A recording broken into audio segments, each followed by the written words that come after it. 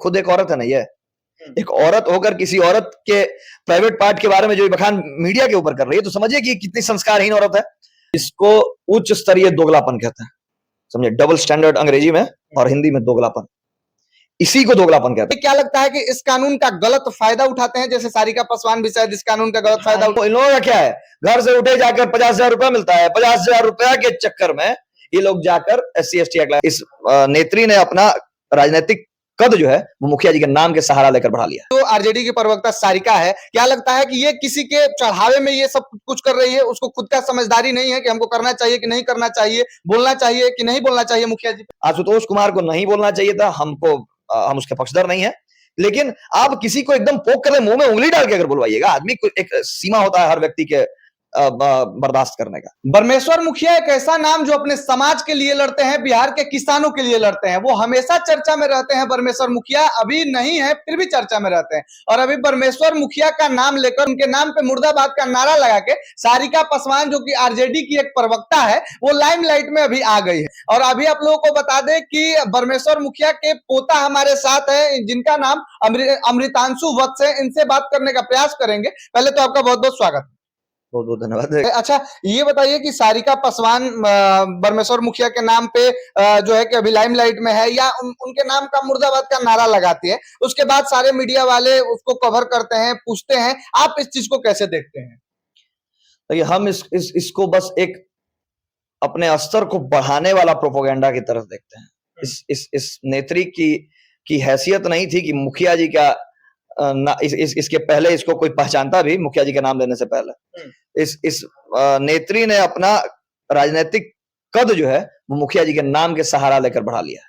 हम इसको उसी तरीके से देखते हैं। अच्छा, जिस तरीके से ये आती है और मतलब भूमिहारों का जो है कि मुर्दाबाद करती है, सिर्फ परमेश्वर मुखिया का ही नहीं, ये लगता है कि जैसे भूमिहार समाज, स्वर्ण समाज का ही ये दुश्मन है, और ये बोलती है कि जितनी हमारी संख्या है, अगर हम टूट जाएंगे तो भूमिहार लोगों का पता नहीं चलेगा। पहले भी टूट के देख लिए थे एक बार, किसका पता चला कि गाजर मूली की तरह आज तक विधवा विलाप लोग कर रहे हैं। आज तक विधवा विलाप करते चल रहे हैं कि हम लोग को गाजर मूली की तरह काट दिया गया, तो बिछा दिया गया, तो उठा दिया गया। ये पहले टूट कर ही एक बार देखे थे ना, और अगर अभी भ्रम है तो एक बार फिर टूट कर देख लेंगे, तो इनको फिर से वही बता दिया जाएगा कि इनके टूटने से किसकी संख्या, और संख्या बल निर्धारित करता है क्या कि कौन कितना वर्चस्व किसका कितना है। जंगल में शेर की संख्या बस 3 से 4 रहती है, और पूरा संख्या बल मिल जाता है, उसके बाद भी शेर को उसके मयान में से भी निकालने की जरूरत करता है क्या? लेकिन ये लोग तो यही समझते हैं ना कि हमारा संख्या बल ज्यादा है, भूमिहार का संख्या बल कम है, तो हम भारी पड़ेंगे। गीदड़ सुअर सब यही समझते हैं। अभी कुछ दिन पहले एक और लड़का ओपन थार पर बैठ के कह रहा था कि 39% जमीन है तो छीन लेंगे। हमारा संख्या हमारा कितना 14% है, तो छीना गया था ना उनका एन कॉलेज में, समझ में आया था ना। तो ये विवादित बयान देकर आप लोग सिर्फ अपने लोगों को उकसाकर यही सब करवा के लालू जी ने 66,000 यादवों को रिकॉर्ड पर मरवा दिया। ये लोग यादव को मारते हैं, या यादव को मरवाते हैं, या पासवान को मरवाते हैं, जो है कि दलितों को मरवाते हैं, तब ये लोग कहाँ रहते हैं? दलित समाज के नेता कहाँ रहते हैं? यादव समाज के नेता कहाँ रहते हैं? इसको उच्च स्तरीय दोगलापन कहते हैं, समझे, डबल स्टैंडर्ड अंग्रेजी में और हिंदी में दोगलापन, इसी को दोगलापन कहते हैं। तो ये लोग रहते कहीं नहीं है, ये लोग पिटते रहते हैं, कुटाते रहते हैं, उसके बाद नारा लगाते हैं कि यादव नव सामंती है, भूमिहार सामंती है।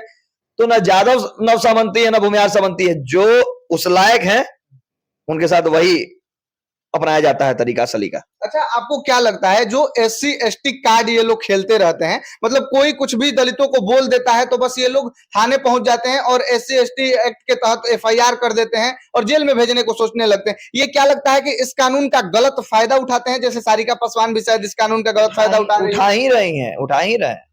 अरे इन लोगों का क्या है, घर से उठे जाकर 50,000 रुपया मिलता है, 50,000 रुपया के चक्कर में ये लोग जाकर SC ST एक्ट लगाते हैं। आप देखिए, आप गांव से आप लोग पत्रकारिता करते हैं, मैक्सिमम जो केसेस स्वर्णों के ऊपर होता है, लेकिन इसके आपको एक जानकारी और दे दें कि 65% SC ST एक्ट यादवों के ऊपर ही लगाया है इन लोगों ने।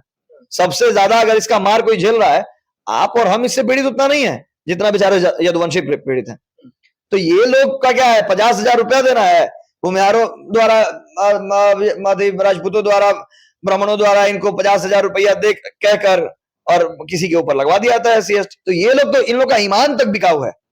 जो पैसा पर मुकदमा, पैसा लेने के लिए मुकदमा करते हैं, सबका ईमान है, तो ऐसा मुकदमा करने से और SC/ST एक्ट करने से, विनय राय जी जिस दिन DGP बन के आए उसी दिन उन्होंने कहा कि इसका गलत ये कदम उठाया जा रहा है, जो फर्जी SC/ST एक्ट में पकड़े जाएंगे उन पर से मुकदमा होगा। अच्छा, क्या लगता है आपको, SC/ST एक्ट लगा के थाने से जब ये बाहर निकलती है, तो थाने से बाहर निकलने के बाद जो भूमिहार ब्राह्मण एकता मंच के आशुतोष कुमार है, वो भी जो है कि आरोप प्रत्यारोप दोनों ओर से चल रहा है। सारिका पासवान उन पे आरोप लगा रही है, वो जो है कि उन पे विवादित बयान दे रहे हैं, तो ये सीधे आके उनके माँ के ऊपर ऐसी ओछी बात बोलते हैं, आपने भी वो सुना होगा, ये कहाँ तक सही है? गलत है एकदम। तो यही तो संस्कार का परिचय देता है ना। आप काहे अति पिछड़ा और अति दलित है, महादलित है, इसी वजह से। जिसको बोलने का खुद एक औरत है ना, ये एक औरत होकर किसी औरत के प्राइवेट पार्ट के बारे में जो बखान मीडिया के ऊपर कर रही है, तो समझिए कि कितनी संस्कारहीन औरत है।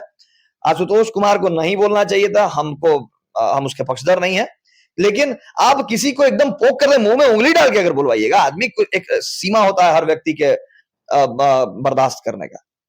उसने शुरुआत में तो आशुतोष कुमार ने माफी तक मांग ली पोस्ट करके, लेकिन उसके बाद भी आप उसको मुंह पे में उंगली करते जाएगा, तो हर व्यक्ति के पेशेंस का एक सीमा है।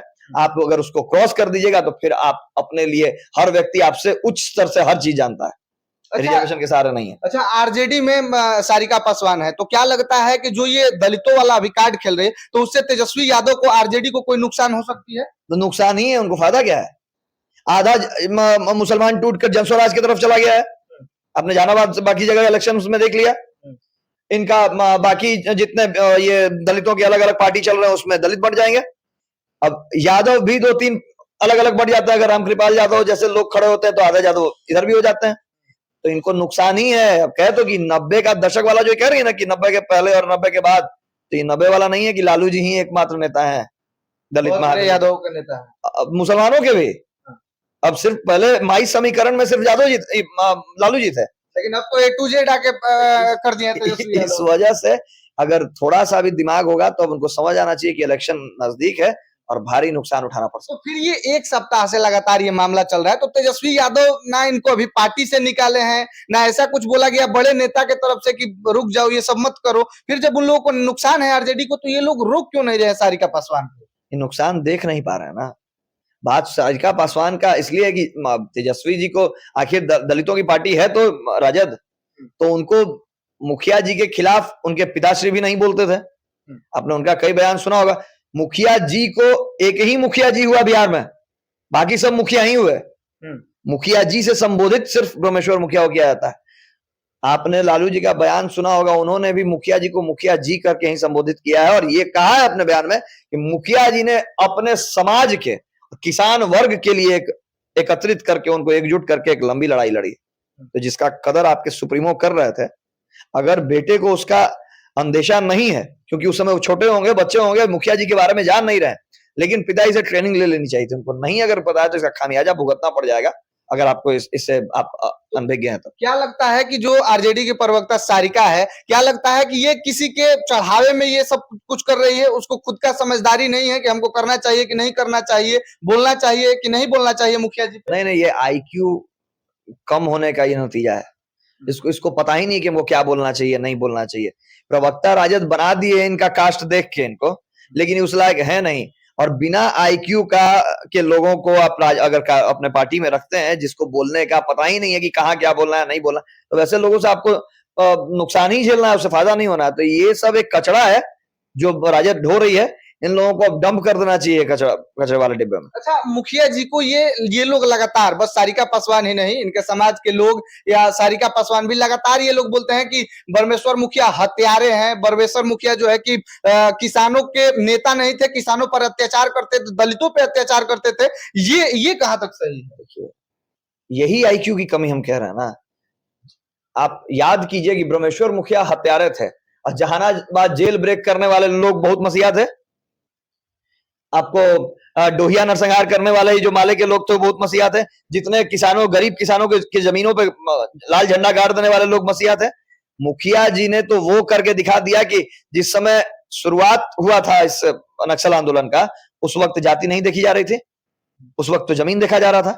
उस वक्त कुर्मी समाज के भी जमीन पर झंडा गाड़ा गया, उस वक्त यादव समाज के भी जमीन पे झंडा गाड़ा गया, खान पठान की जमीनों पे झंडा गाड़ा गया, जिसकी वजह से सनलाइट सेना बनी थी, यादवों ने भूमि सेना बनाई थी, लोरिक सेना बनाई थी। कुर्मियों ने भूमि सेना बनाई थी। ये सारा सेना क्यों बनाना पड़ा था? नक्सलियों से लड़ने के लिए ना। अंतिम में स्वर्ण लिबरेशन फ्रंट बना। स्वर्ण लिबरेशन फ्रंट ने भी एक लंबी लड़ाई लड़ी, उसमें भी हर जाति के लोग थे, राजपूत थे, भूमिहार थे, ब्राह्मण थे। और उसके बाद रणवीर सेना तो 1994 के बाद बनी है भाई, हम तो सबसे अंतिम में आए हैं।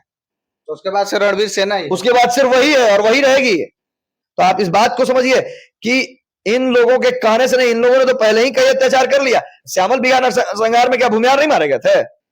श्यामल बिघा नरसंहार कम्युनिस्टों की माले का मीटिंग जो जिसपे अटैक हुआ था, उसमें तो 12 भूमिहार भी मारे गए थे। तो माले में जो भी रहेगा, इररिस्पेक्टिव ऑफ देयर कास्ट, अगर हमारा भाई भी रहेगा और अगर माले में रहेगा तो मजबूरन हमको, अगर हम हथियार उठाए अगर लड़ने के लिए, तो गोली हमको चलानी पड़ी तो उस पर भी चलाएंगे। अच्छा, ये लोग संगठन की विचारधारा है। ये लोग बाबा साहेब को मानते हैं, तो बाबा साहेब के संविधान के अंतर्गत किसी को नहीं मानते हैं। नहीं, ये लोग बोलते हैं ना कि हम बाबा साहेब को मानते हैं, तो उनके संविधान के अंतर्गत परमेश्वर मुखिया को जो है कि बाइज्जत बरी किया गया, कोई आरोप उन पे लगा ही नहीं है कि वो चोर थे, डकैत थे, कि अपराधी थे, क्या थे। तो ये लोग फिर कौन होते हैं अपराधी? बता तो दिए कि ये सब मानता किसी, ये सब विशुद्ध रूप से दोगला है, सब विशुद्ध रूप से दोगला है। ये लोग अपने कैसे जिहादियों को सरिया कानून चाहिए तो, लेकिन सरिया कानून का बढ़िया वाला जो पार्ट है वही चाहिए। इन लोग को अपने हिसाब से कोई भी चीज को ये लोग पिकअप करता है, बाकी चीज में संविधान का कोई लेना देना नहीं है। अगर मान, ये सबसे बड़ा दुश्मन बाबा साहेब का यही सब है, जो उनका धज्जी उड़ा दिया उनकी इज्जत का, उनके बात का। देखिए, अभी हमारे साथ अमृतांशु वत्स थे, और आप लोग परमेश्वर मुखिया को लेकर क्या सोचते हैं, और ये सारिका पासवान जो कि आरजेडी की एक छोटी सी प्रवक्ता है, उसको लेकर आप लोग क्या सोचते हैं? अपनी प्रतिक्रिया कमेंट बॉक्स में जरूर दीजिएगा। आप सबका बहुत बहुत धन्यवाद।